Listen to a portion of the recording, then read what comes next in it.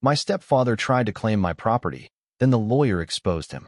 That sentence still feels surreal to type, but that's literally how my Tuesday went.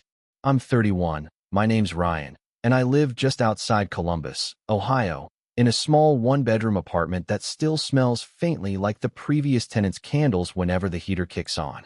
The day started normal enough. Alarm at 7:30, stale coffee from a bag I keep forgetting to throw out, and my phone buzzing with a calendar reminder for the meeting at the attorney's office. I stared at that notification for a solid minute while my stomach did this slow roll, like my body knew something was off before my brain would admit it. The subject line I'd put in the event was property title clarification, which sounded boring and harmless, but I knew damn well this was about whether I was going to keep the only thing my dad ever really left me, or watch my stepfather try to walk off with it like it was some lawn chair he picked up at a garage sale. I should probably back up and explain the property, because context is everything here. My dad died when I was 19, car accident on a slick November road, the kind of thing people shake their heads about and say, wrong place, wrong time. He didn't leave a lot of money, but he left a small piece of land and a rundown cabin about 40 minutes outside the city, near this lake where we used to fish on weekends. The cabin itself is nothing special: wood paneling, old plaid couch, a stove that clicks 3 times before it actually lights. But to me it's the last place that still smells like him: motor oil, coffee, and that weird pine cleaner he used for everything. The property was put in my name when I turned 21, or at least that's what my aunt told me, and what the paperwork from the estate lawyer showed back then. It was always understood. That's Ryan's place, his thing from Dad. Enter my stepfather, Mark. My mom married him when I was 23, after dating him for barely a year. He's the classic nice to everyone else, cold to you kind of guy. On paper he's fine. Owns a small HVAC company, pays his taxes, plays golf, brings deviled eggs to family cookouts. But he's also the type who makes comments about kids these days while staring at you a little too long, and who talks about responsibility when he really means you should do what I say.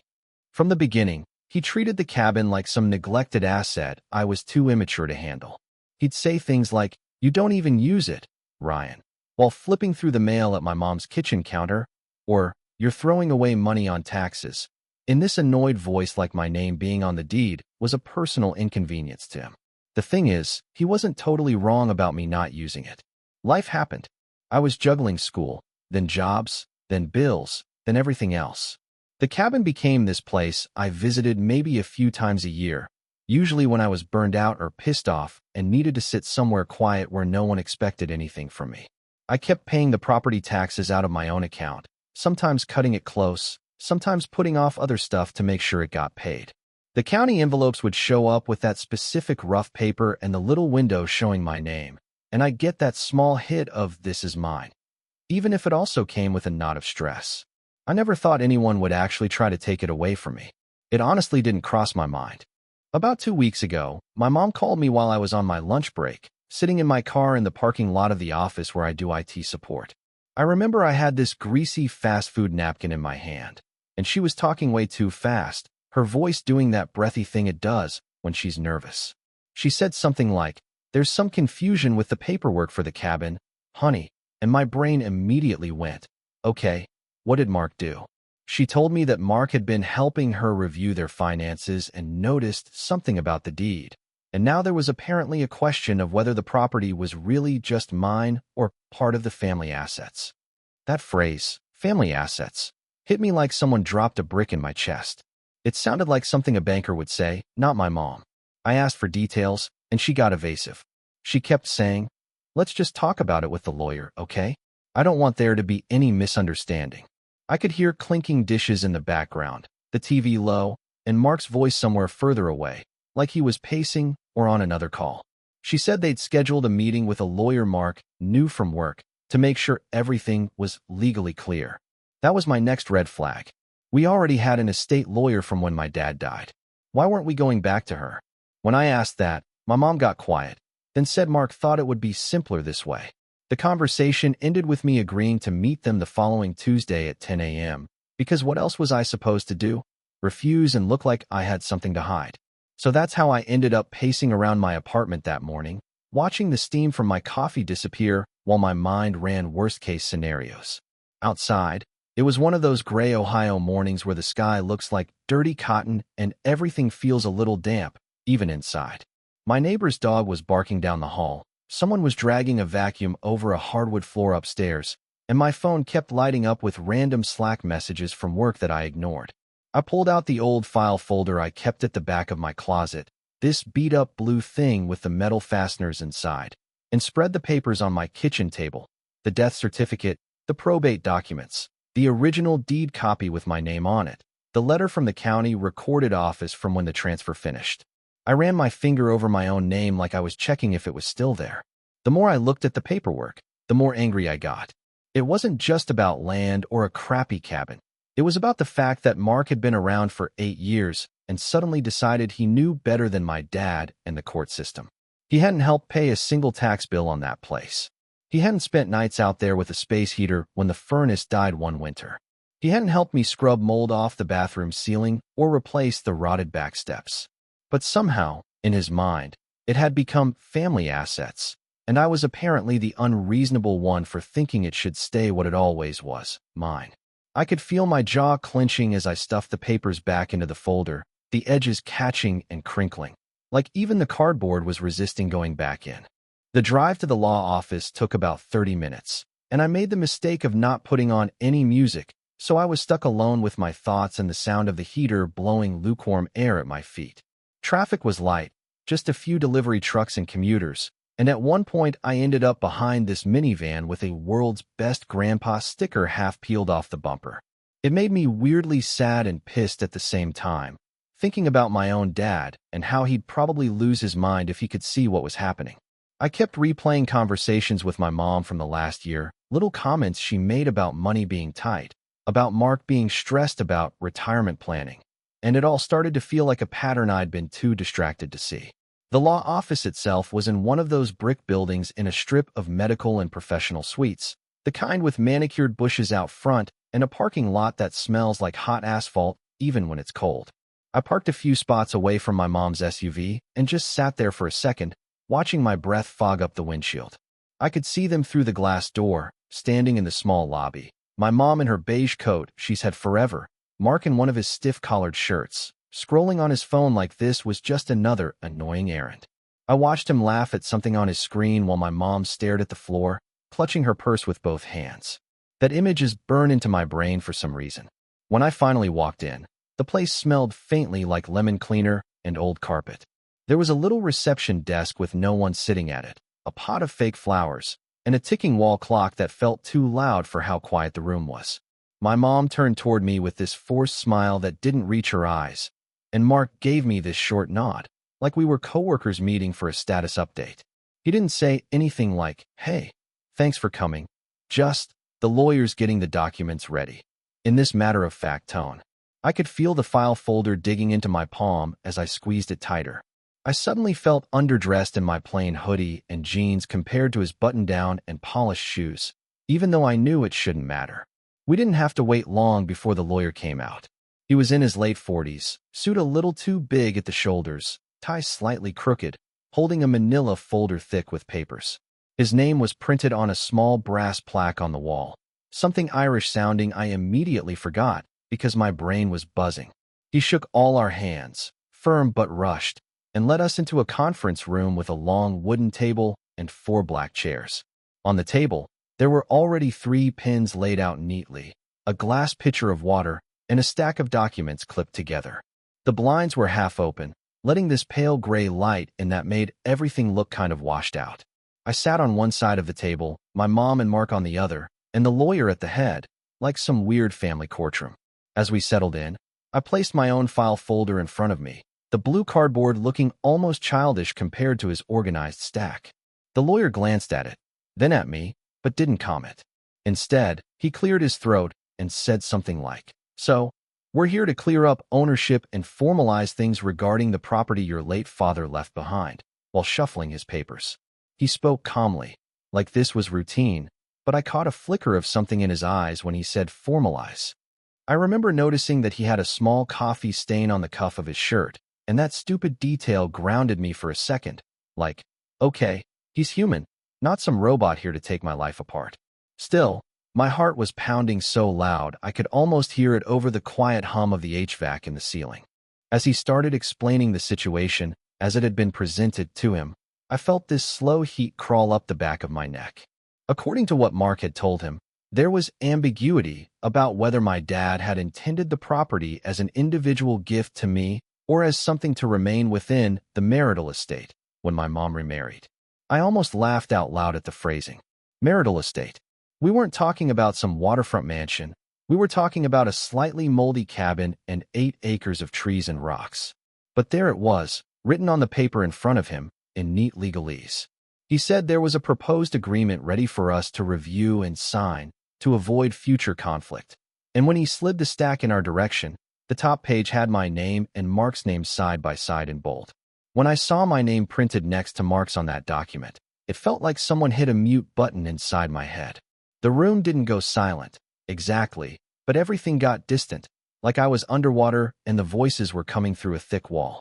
I picked up the top page and skimmed it, my eyes catching on phrases like shared ownership, transfer of interest, and updated deed structure.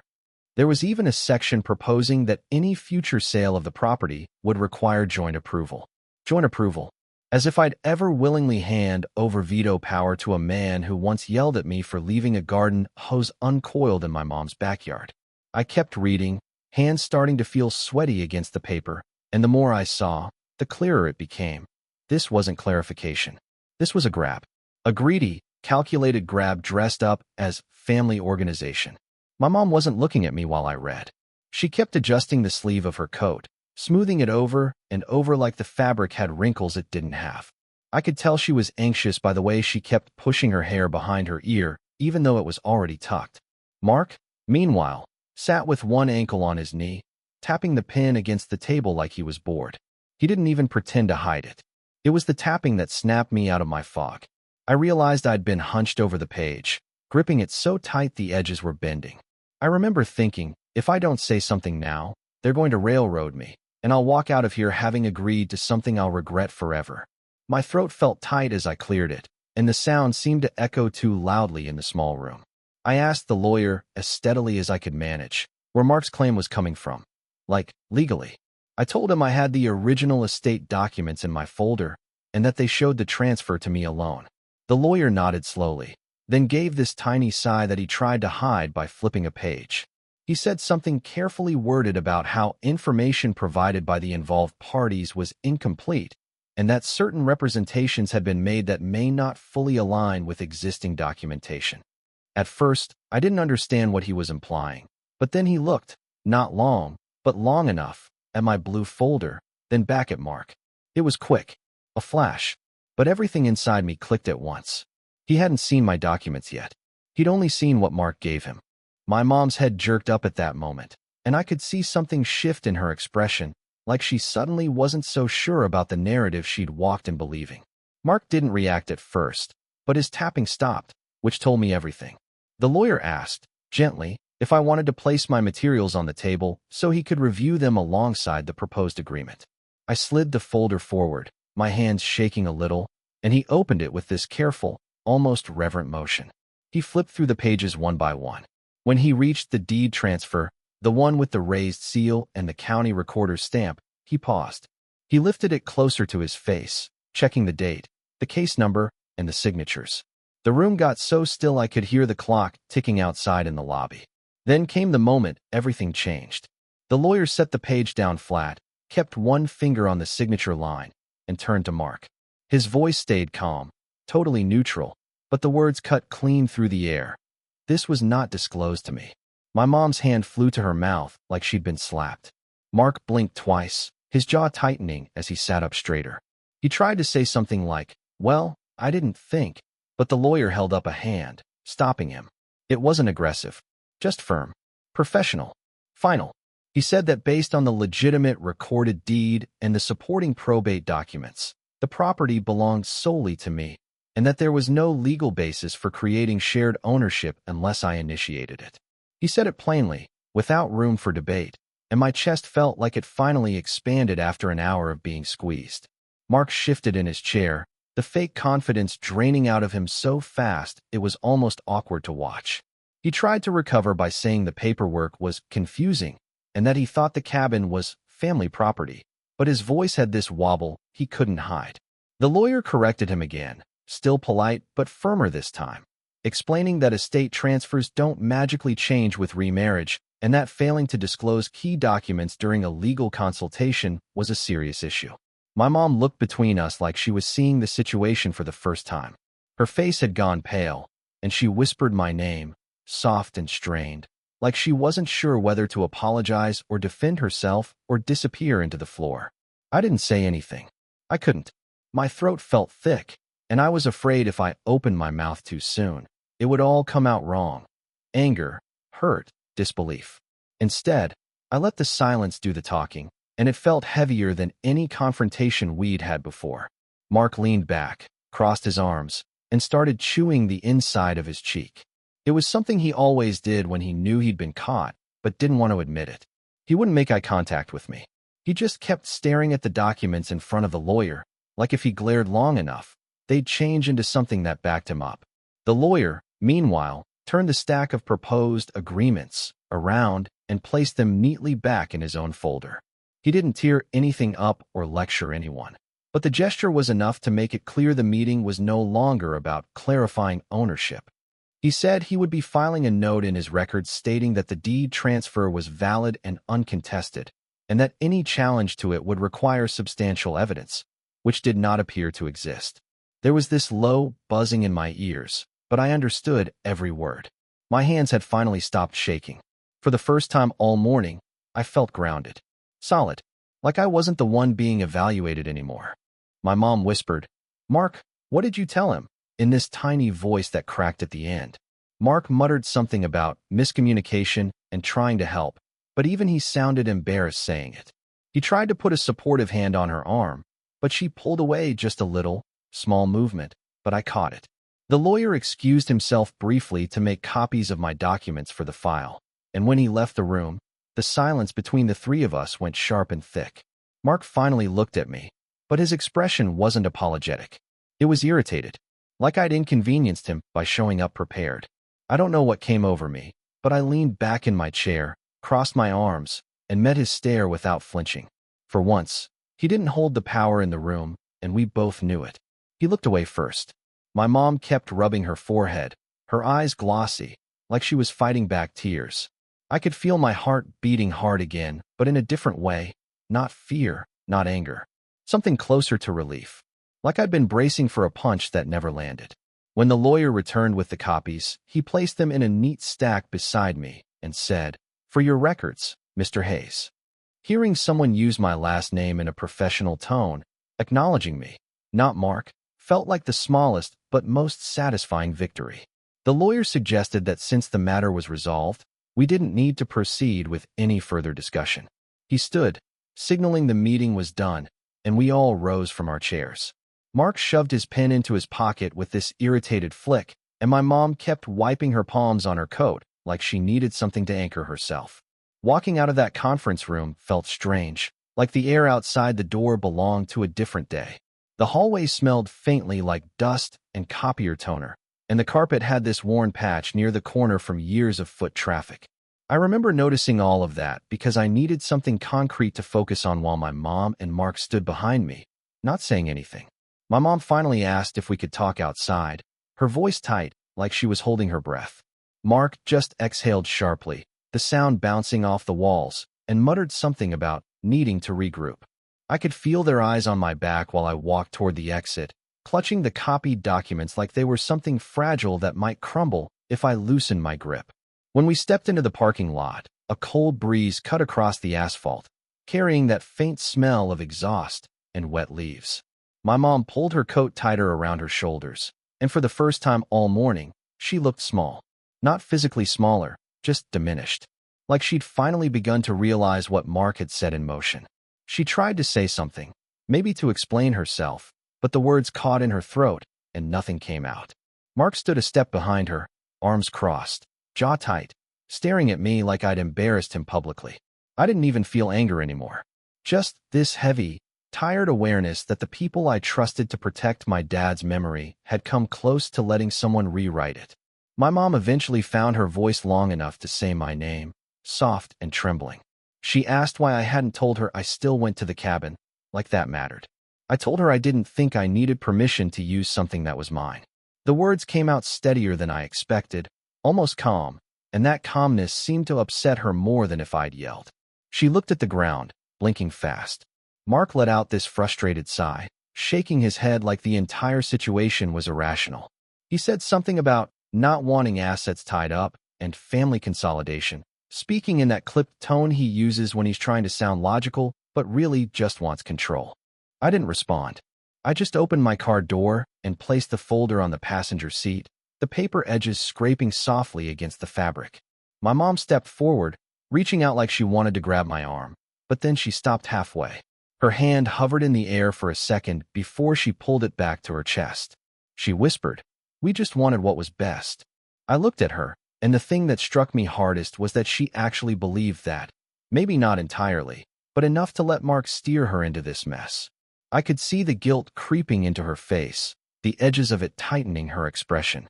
Mark finally spoke again, telling her to get in the car because they had wasted enough of the morning. The words weren't loud, but they carried this dismissive edge that made my stomach twist. My mom flinched, not dramatically, not enough that he'd notice, but I caught it. She walked past him, her steps uneven, and opened the passenger door of their SUV. Mark turned toward me with this stiff half-smile that wasn't a smile at all. It was more like a warning, like he wanted to say something but couldn't risk it with the lawyer's office still in view. He gave this short nod, clipped and sharp, then got into the driver's seat without another word. The whole thing felt like it ended too fast. One minute they were trying to rewrite ownership of my dad's property, and the next they were pulling out of the parking lot like it had all been some scheduling mistake. My mom looked back at me through the windshield, her face pale and drawn, her hand pressed against the glass for just a second before Mark turned the wheel and the SUV rolled away. I stood there watching them shrink into the distance, feeling this uncomfortable mix of victory and sadness. My breath made small clouds in the air, and for a moment, I just stood completely still, letting everything settle in my chest. I don't know how long I stayed there before getting into my own car. The interior was cold, and the steering wheel felt stiff under my hands. As soon as I shut the door, the silence hit me hard. It wasn't peaceful. It was the kind of silence that makes your ears ring, like the world has gone slightly off balance. My fingers traced the edge of the file folder beside me, and my stomach tightened again as I thought about how close Mark had come to getting exactly what he wanted. If I hadn't brought those documents, if I'd trusted that meeting blindly, the entire outcome could have shifted in his favor. The thought made my chest tighten in this nauseating way. On the drive back home, everything outside the window felt muted. The overcast sky looked even flatter, and the bare trees lining the road seemed sharper, like their branches were pointing at something I couldn't see. I kept replaying my mom's expression, the way her eyes darted between me and Mark, like she was stuck between loyalty and doubt. The worst part wasn't that Mark tried to take something from me. It was that my mom let the possibility live long enough to breathe. She didn't shut it down. She didn't tell him no. She let it get all the way to a lawyer's office. When I pulled into the parking lot of my apartment building, I didn't go inside right away. I stayed in the car, staring through the windshield at nothing, feeling the weight of the morning sit heavier with each passing second. The heater was blowing lukewarm air again, and I absently brushed a bit of dust from the dashboard just to keep my hands busy. The cabin, my cabin, suddenly felt farther away than ever. Not physically, just emotionally. Like the place had taken on a new meaning now that someone had tried to claim it. It wasn't just a memory of my dad anymore. It was proof that some things were still mine, even when people tried to take them. Eventually, I went upstairs, dropping my keys on the small metal tray I keep by the door, the clink sounding louder than usual. The apartment felt dim, even though I opened the blinds. I set the file folder on my kitchen table again, smoothing the papers out like they'd been wrinkled by more than just my hands. I poured myself a glass of water, took one sip, and set it down too hard, splashing a few drops onto the table. I didn't wipe them up. I just sat in the chair, staring at the stack of documents that had just saved me from losing something irreplaceable. My shoulders finally slumped, all the adrenaline draining out, leaving me exhausted in a way no amount of sleep could fix. Somewhere in the quiet of my apartment, The weight of the day finally settled into something sharper, something that hurt more than I expected. Not because of Mark. He'd always been predictable. But my mom, her hesitation, her avoidance, her willingness to go along with him, left this lingering ache I didn't know what to do with. It wasn't betrayal exactly. It was more subtle than that, like discovering a small crack in a wall you always assumed was solid. And once you see the crack, you can't unsee it. I sat there a long time, listening to the faint hum of the refrigerator and the distant sound of a car door slamming outside, feeling the discomfort settle in like a heavy fog. That evening, as the light faded outside and the apartment settled into that hollow quiet it gets after sunset, something pulled me toward the cabin. Not physically. I didn't get in the car or anything, but mentally I kept going back there. The creak of the door, the smell of the old wood, the dusty sunlight that always managed to sneak through the crooked blinds. I imagined my dad sitting on the worn-out sofa, cleaning his fishing gear, humming this tuneless half-melody he always made when he was focused. I hadn't thought about that sound in years, but sitting alone in my kitchen, it came back so vividly it felt like he was in the room with me. Maybe that's what finally made the truth click. All day, I'd been angry at Mark, disappointed in my mom, terrified of losing the property, but underneath all of it was something simpler. I wasn't ready to lose the last thing that made me feel connected to my dad. And maybe, without meaning to, my mom had almost let that connection get erased. I grabbed the folder again and brought it to the couch. I flipped through each document slowly now, not rushing, letting myself actually absorb the dates, signatures, handwritten notes from the old estate lawyer. I remembered sitting in her office 12 years ago, barely out of my teens, pretending I understood legal terms while really just trying not to cry in front of strangers. I'd forgotten how young I was, how raw everything felt, and how much responsibility was suddenly placed on my shoulders. Looking at those papers now, I realized how much of myself had been poured into keeping that place alive. Those late nights repairing leaks, hauling trash, clearing snow, paying taxes I could barely afford at the time. None of that was sentimental. It was work, commitment, proof, something Mark could never replicate in a meeting or a signature. As I kept reading, my mind kept flashing back to the moment the lawyer confronted him. The way Mark's confidence cracked just a little, like a mask bending under pressure.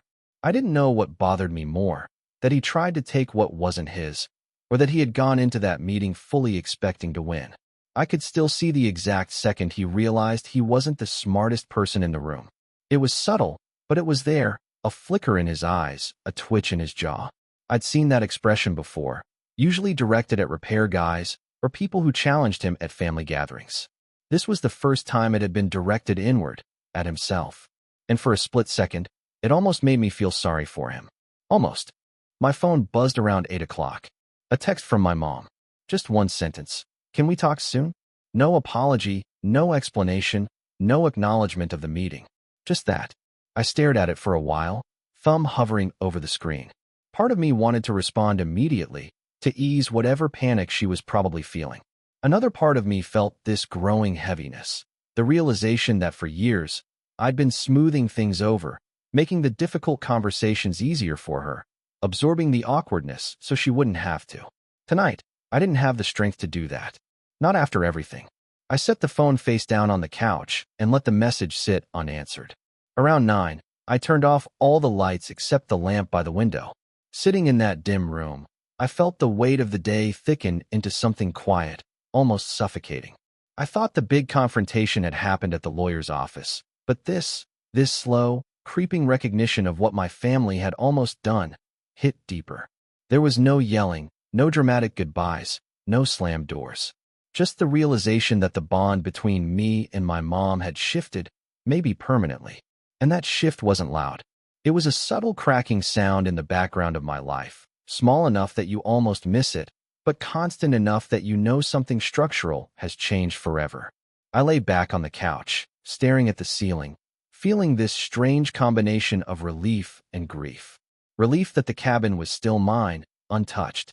Grief that something else, something less tangible but more personal, had been damaged in the process. I didn't know how to talk to my mom after this. I didn't know how to pretend everything was fine. I didn't know if she understood how close she'd come to losing more than a property dispute. The silence in the room felt heavy again, like it had its own shape, settling around me in a way I couldn't shake. I closed my eyes, not to sleep, but just to shut everything out for a few minutes, even though the thoughts stayed loud in my head long after the room went dark. The next morning, I woke up with a sore neck from falling asleep on the couch and this strange sense of clarity I hadn't felt in months. The property wasn't just safe, it was mine in a way it hadn't been before. Defended, proven, documented. Something inside me felt steadier because of that. I made coffee, the real kind this time, and stood by the window while the sun pushed through the clouds in thin streaks. The world didn't feel lighter exactly, but it felt cleaner, like a fog had lifted just enough to let me see a few steps ahead. My phone vibrated with another text from my mom, asking again if we could talk. I didn't ignore it this time, but I didn't answer yet either. I needed to decide what I wanted from that conversation, not what she wanted. Before leaving for work, I gathered the documents again, slipped them into the blue folder, and carried it to my closet. Instead of shoving it in the back like before, I placed it on the top shelf in a sealed plastic bin, organized, protected, ready.